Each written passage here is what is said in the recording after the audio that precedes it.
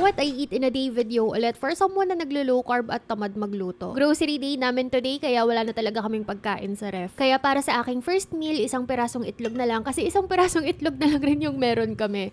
Tapos yung sausawan na suka, na merong soy sauce, na merong homemade na chili. Nagluto rin ako ng dry shirataki rice na ipinares ko dito sa mga canned or bottled na pagkain na meron kami, which is yung bangus sisig. Ngayon ko lang siya naubos, nakailang months yan sa amin kasi nga kinakain ko lang siya kapag wala na talaga kaming pagkain. Tapos yung bote niyan, hindi ko itatapon. Yan yung paglalagyan ko next time ng chilies. Nagpa-plan din kasi ako gumawa ng garlic pickles, kaya baka doon ko ilagay. Tapos, meron pa ako ditong bottled na laing. Clean yung ingredients na to. Nakakatawa tong pagkain na ito. Kaya yan yung ipinares ko doon sa aking dry shirataki rice. Kumakain talaga ako before grocery para hindi kung ano-ano yung makukuha ko. Ito na yung mga nag-grocery namin. Dapat mag-grocery haul ako kaso nawala sa isip ko tapos na-set aside ko na silang lahat.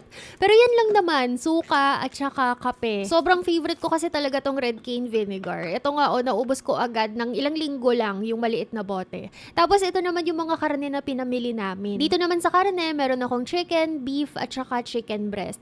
Etong nasa gilid na violet, matagal na to sa ref. Gawa to ng sister ko na tinapay siya na merong cheese sa loob. Dito ko lang sa freezer nilalagay kasi para hindi siya mabilis masira. Para hindi kami mahirapan mag-defrost, per plastic, meron ng laman na 700 to 800 grams ng karne. Kagaya nitong pork na 800 grams ang isang pack. Kaya 1 pack ng karne yung kinakain namin per day tapos ipinapares na lang sa itlog o kaya sa gulay. Paulit-ulit lang din naman yung luto na ginagawa namin per day. Tapos paulit-ulit lang rin na everyday 1 to 2 times a day kaming kumakain. Yun nga lang si Auntie Bear ay most of the time naka-OMAD. Tapos ako naman yung 2 to 3 times a day kumakain. Pasensya na nga pala kayo sa kulay ng video ha. Paiba-iba siya kasi yung kisame namin, yung transparent siya pero color green. Yung panahon kasi niyan, maaraw, tapos kukulimlim, kaya ayan, paiba-iba yung ilaw. But anyway, ito na yung niluluto ko para sa aming second meal. 800 grams na pork na niluto sa kanyang sariling mantika, tapos merong halong soy sauce, merong halong oyster sauce, tapos yung mga powder na yan ay cayenne pepper, white pepper, paprika, at saka garlic powder. Kaya pag nag-grocery, ang paulit-ulit lang naman naming binibili ay karne,